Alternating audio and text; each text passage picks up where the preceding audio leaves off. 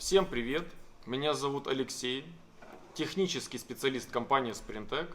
Вы меня наверняка помните по предыдущим роликам на канале. И долгое время уже нету новых роликов, потому что началась война. Об этом чуть-чуть позже.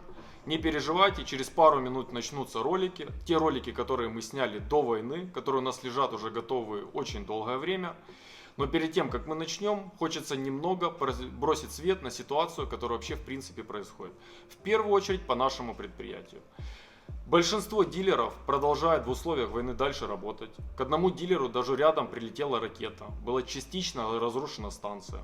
Больше 10 сотрудников на нашем главном филиале вынуждены были из-за войны или участвовать в силах обороны, или бежать из страны. Мы по-прежнему дальше работаем. Продолжаем поддерживать экономику, поддерживаем ЗСУ, поддерживаем все силы обороны. Опять же, смотрите наши акции, которые мы на сегодняшний день проводим. Это и все остальные предложения вы можете увидеть в нашем официальном инстаграме. Все, что мы предлагаем для сил обороны, все те бесплатные работы. А помимо прочего, те, кто хотят дальше следить за нашими проектами, мы раз в неделю проводим прямые эфиры. Каждый день выкладываем сторис, стараемся максимально осветлять. Если вы дальше хотите следить за деятельностью нашего предприятия, обязательно подписывайтесь на наш инстаграм. Что я могу сказать? 23 февраля мы заснули в одном мире. И 24 февраля рано утром проснулись уже в совершенно другой реальности. Началось полномасштабное вторжение России в Украину. Так называемая оккупация. Она уже длится 9 месяцев, почти 100 тысяч мертвых оккупантов. Уже 9 месяцев они берут Киев за 3 дня. Уже в принципе не только в Украине, а весь мир прекрасно понимает, что Россия это террористическое государство. Все то, что они делают на нашей территории, это не просто там что-то, там война какая-то, еще что-то такое. Это по сути является геноцидом. И то, что они делают, я вам могу всем сказать, любой россиянин, который меня смотрит, если ты не бегаешь даже с автоматом в Украине, ты все равно являешься террористом, пассивным террористом. Хочу привлечь всех, кто нас слушает. Понятное дело, что вряд ли с ними кто-то будет сотрудничать, но любое сотрудничество с оккупантами, с террористами, вы по сути финансируете убийство украинцев. Призываю этого не делать, максимально жестко, сами за этим будем следить. Конечно, ни о каких сотрудничествах мы полностью порвали все концы. Точно полностью краями, никаких вариантов больше нету. Даже то, что я сейчас говорю на языке оккупантов, постепенно это будет меняться. Переходим на украинский язык, все будет полностью перестраиваться. Любой маломальский адекватный человек в мире уже прекрасно понимает, что русский мир это исключительно вонь и смерть. И мы вам этого никогда не простим. Желаю вам приятного просмотра ролика. Слава силам обороны, слава Украине, слава нации. Что такое новый М5? Владелец же автомобиля обратился к нам, чтобы мы приобрели и установили новый мотор. 4.0 TFSI новый лучше, чем этот мотор. М5 не просто так имеет неплохие продажи, потому что большинство людей думает, что основная фишка, основное сердце данного автомобиля это мотор. Но нет. Всем привет, дорогой зритель, дорогой подписчик! Добро пожаловать в наше очередное путешествие в мир тюнинга в стенах компании Sprintec и под руководством меня, Алексея. За моей спиной находится М5 F90, и это та машина, которой большинство людей, которые увлекаются такими, назовем это уличными гонками, люди, которые интересуются перформансом, люди, которые интересуются тюнингом, для них за последние года вот эта вот машина стала уже определенным культом. И мы, в принципе, уже все, кому не лень, сняли любой материал по поводу этой машины. И настал наш черед. Мы сегодня также выпустим ролик, уделим внимание техническим нюансам, потому что большинство людей думает, что основная фишка, основное сердце данного автомобиля это мотор. Но нет, эта машина едет настолько четко, жестко на Stage 2, потому что весь комплекс мер, все, что в ней присутствует, это и делает ее настолько быстрой на уровне доработки Stage 2. Об этом и еще больше сегодня вместе с вами поговорим и отправляемся в незабываемое путешествие. I got $500 in cash in case they don't take Amex. She wanted to see me, so now I'm headed to the annex. Sorority house, she snuck me in. She tried to keep quiet, couldn't hold it in. I mean, the bed was too springy, the room was too dingy. You really can't blame me, I found her on Hingy. Life is a movie, but the only acting I do is acting on impulse. No stress pimples, young boy vibing. I would like to thank Tim Cook for taking out the headphone jack on the iPhones. Now we only plug it in my phone. I'm talking baby bash cyclone, tall, dark and handsome. I move steady, stack dubs. Перед тем, как мы продолжим дальше, хотелось бы обратиться к нашим поклонникам и фанатам и еще раз обратить внимание на то, что у нас есть наш официальный Инстаграм и есть мой личный Инстаграм. И на нашем официальном Инстаграме раз в неделю, а именно в четверг, мы проводим онлайн, в момент которого мы даем бесплатные консультации, обговариваем тренды в тюнинге, скажем так, проговариваем актуальные темы, говорим про жизнь сервиса и так далее и тому подобное. И те люди, которым не хватает в достаточном объеме нашего YouTube-контента, обязательно подпишитесь на Инстаграм, и в прямом эфире мы обязательно с вами пообщаемся. Перед тем, как заниматься тюнингом, машину нужно обязательно правильно подготовить технически. Даже не говорим о том, что обязательно нужно какое-то там сделать ТО, там поменять свечи. Как минимум на алюминиевых моторах нужно сделать хорошую комплексную диагностику. Потому что если у машины присутствуют какие-то легкие проблемы, потом при тюнинге они вылезают в тройном размере. И сейчас в ретроспективе мы проанализируем родной мотор. Владелец же автомобиля обратился к нам, чтобы мы приобрели и установили новый мотор.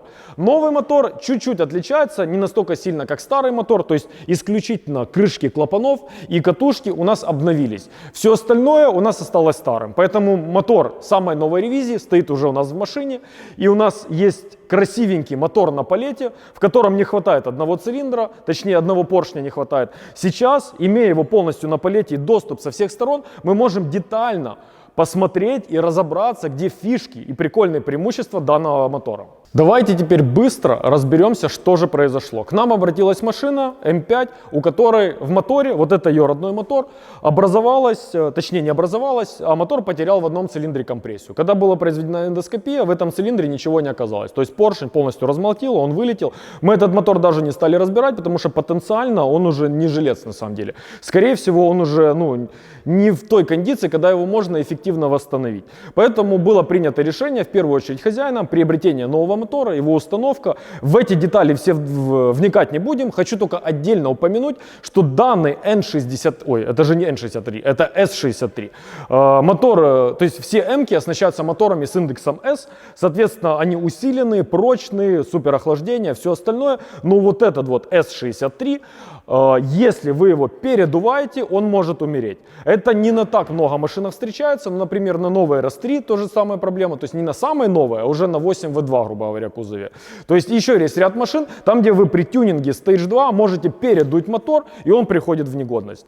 Это нужно обязательно при тюнинге учитывать, углубляться, говорить, что кто-то плохой, кто-то хороший и так далее. Я абсолютно не собираюсь, потому что мы не владеем ситуацией. Но есть факт. Мы поменяли мотор, у нас остался старый мотор, мы сейчас делаем Stage 2 полноценный, об этом мы чуть-чуть позже поговорим и обязательно вместе с вами проведем эту процедуру. Ну а сейчас же вот.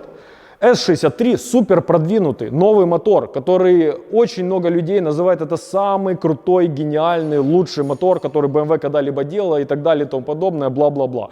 Короче, смысл, вот я бы сформулировал это немножко по-другому. Что такое новая М5? Почему она такая дико популярная, дико классная, дико невероятная? В первую очередь, за счет того, что вы покупаете машину, ставите на нее пайпы, программируете ее, машина уже едет из 6 секунд. Я даже знаю машину на Stage 2+, которая едет из 5 секунд 100-200. И я уверен, это еще далеко не предел.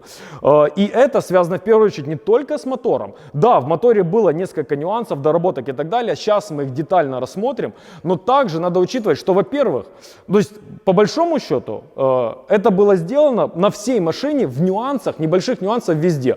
Это мотор, который есть пару нюансов. Это коробка, которая суперэффективно, классно сбалансированно работает. Это у нас маленький вес. Это у нас максимально сбалансированная конструкция, которая которые все между собой максимально грамотно и правильно работают. То есть они, к примеру, полный привод, как работает привод на Е63, к примеру. Машина, даже если вы принудительно включили только заднюю ось, стартуете на машину, Mercedes включает полный привод, потому что это называется активная безопасность у Mercedes.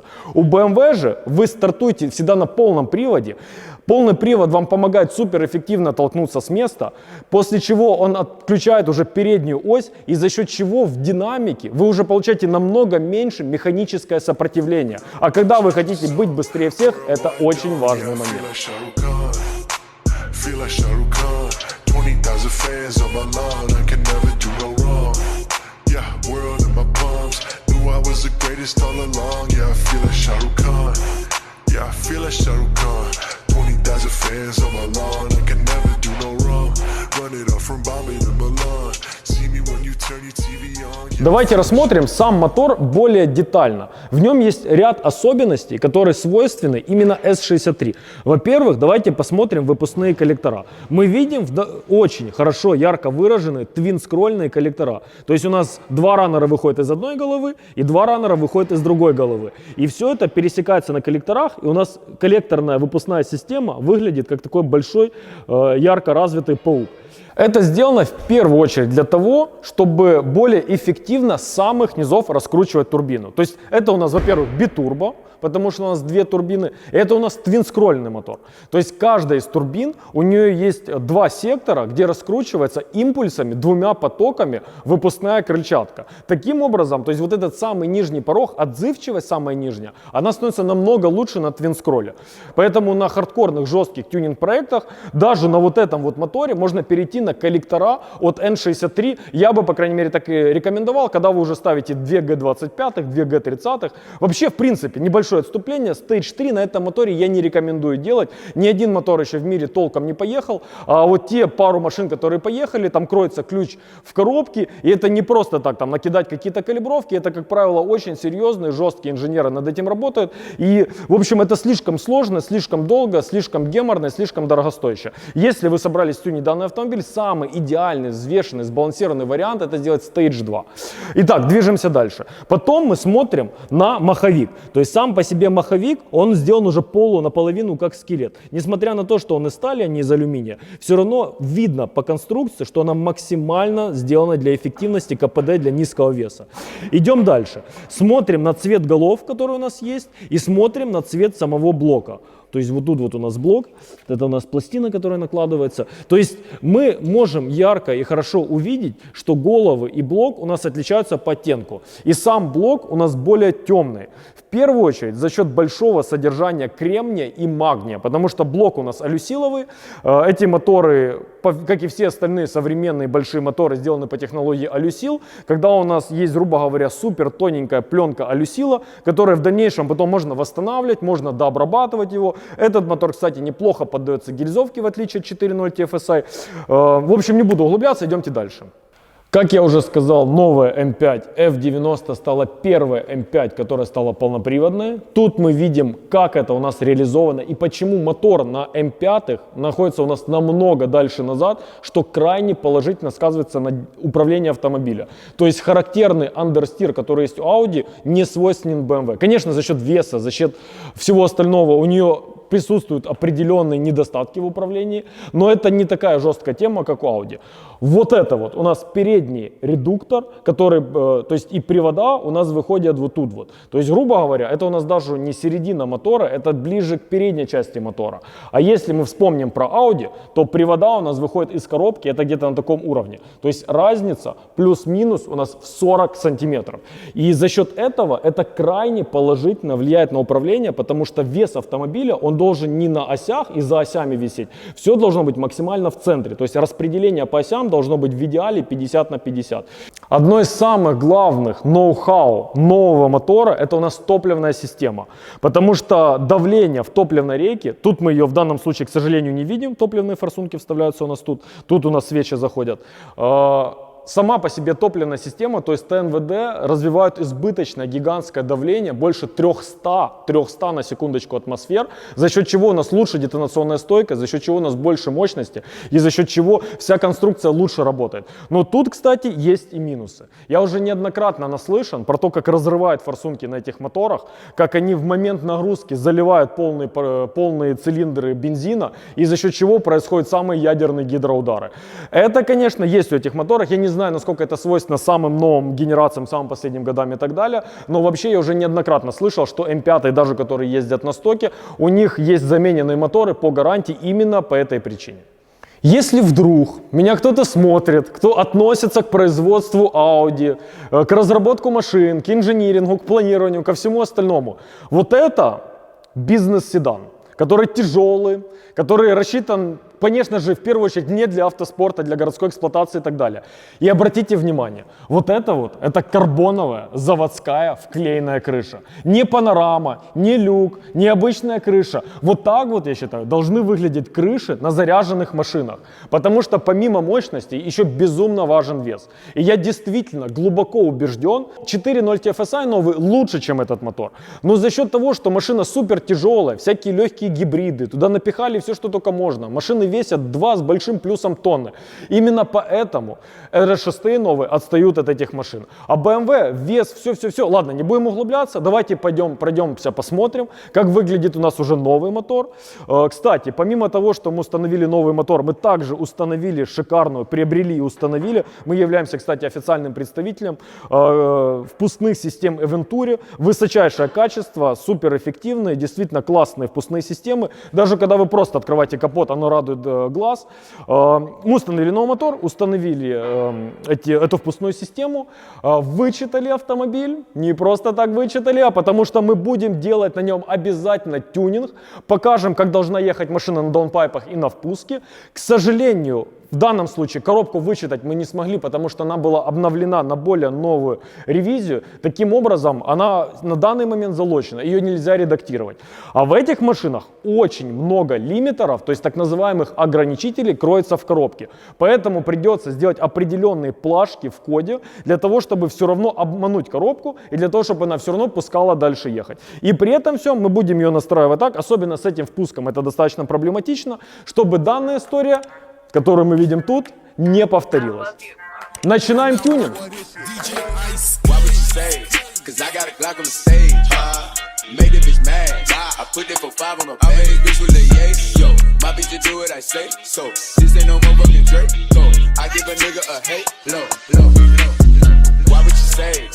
got a Glock on the stage, made that bitch mad.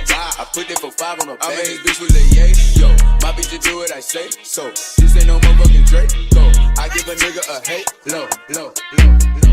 I sit back and read like cat in the hat. 21 Savage, the cat with the mat. 21 Savage, not boys in the hood, but I pull up on you, shoot your ass in the back. Stuart Little, hurt these niggas some rats. I can feel the cheese, bitch. Давайте быстро пробежимся по спекам данного автомобиля. То есть это 8-й бензин заправки, так называемый сотый в Украине. Это у нас даунпайпы, это у нас спуск Eventuri, это у нас отсутствие возможности программировать коробки, к сожалению, поэтому пришлось немножко дорабатывать софт двигателя, но все равно он блокирует. То есть коробку по-нормальному нужно полноценно шить, и как только появится возможность, мы сразу же это сделаем.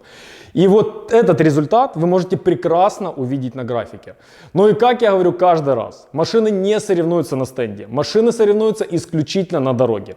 И динамику разгона в стоке, и динамику разгона уже на полноценном тюнинге, то же самое, что вы увидели на графиках, вы сможете под самый конец выпуска увидеть на драге именно в динамике разгона. Ну а сейчас мы отправляемся на тест-драйв и посмотрим, как себя машина ведет. Мы находимся за рулем нашего прекрасного автомобиля BMW M5 F90. Культ, уже в какой-то степени легенда. И давайте в 2 словах разберемся, что же это такое быть за рулем. Во-первых, хочу сказать, что даже если мы говорим в контексте не М5, а в контексте Г30 пятерок, это очень сильные машины. То есть, если мы... Я не хочу говорить, потому что я тут очень сильно разойдутся все наши мнения, если я скажу, что Г30 это лучшее в своем классе, но это очень сильный конкурент, то, что касается А6 и Ешки. Основа, база, насколько она продумана, электроника, салоны, варианты комплектации, все, шумоизоляция, насколько машина комфортная внутри. Опять же, вне контекста М5. G30 это очень сильный кузов. А если мы теперь говорим о самой лучшей G30, то есть это М5 F90, в эту машину они попытались вложить свои лучшие разработки. Как мы уже до этого в технической части разобрались, это все в комплексе. Это не просто мотор. Они сделали и трансмиссию, и мотор, и подвеску, и технологии, и концепт разгона автомобиля, назовем это так. Все это вложено сюда.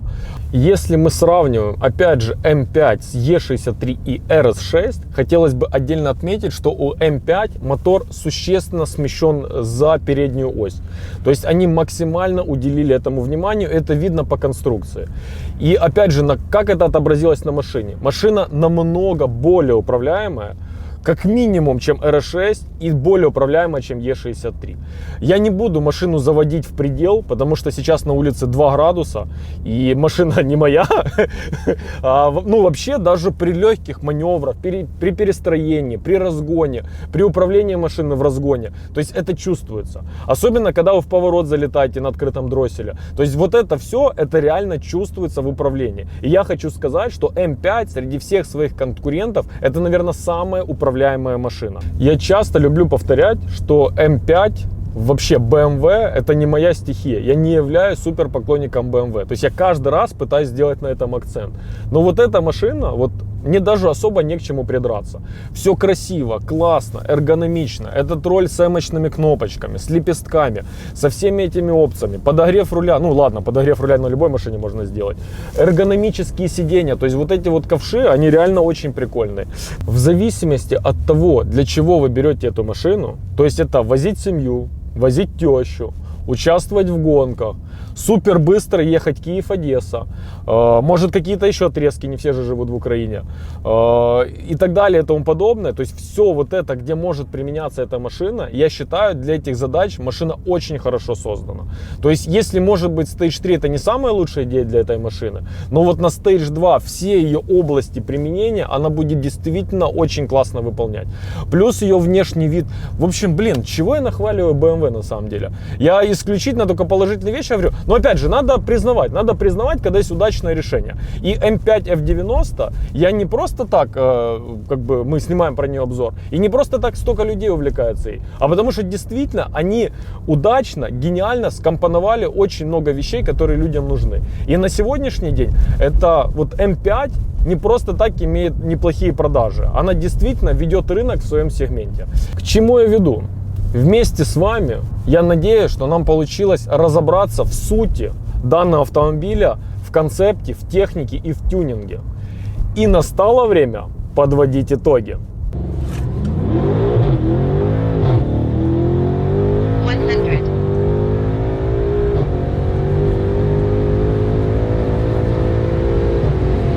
Quarter mile.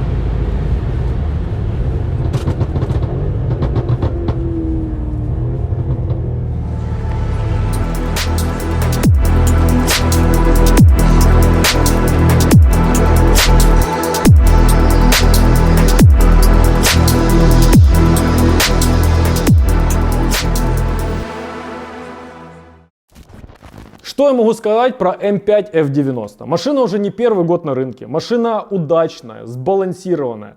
Она в очень многих моментах обходит своих конкурентов. Она достаточно грамотно собрана. Все хорошо сбалансировано, в ней настроено с завода. Выбирать, покупать данный автомобиль или не покупать, я лично считаю, что это хорошее приобретение. Но опять же, решать вам на основании той информации, которую вы получили. Делать на ней тюнинг или не делать, я считаю, эта машина создана для тюнинга. То есть нормальный, хороший, сбалансированный Stage 2 обязательно нужно сделать. Обязательно нужно ставить даунпайпы, чтобы появлялся звук. Но на самом деле для полноценного, нормального звука нужно не только даунпайп, а нужен полноценный выхлопной тракт. Делать на ней тюнинг или не делать, опять же, решать вам. На основании полученной информации сделайте для себя объективный, правильный вывод. Ну а я лично считаю, что это очень удачный сбалансированный автомобиль. С вами был Алексей, компания SprintTech, и мы с вами обязательно увидимся в следующих наших выпусках.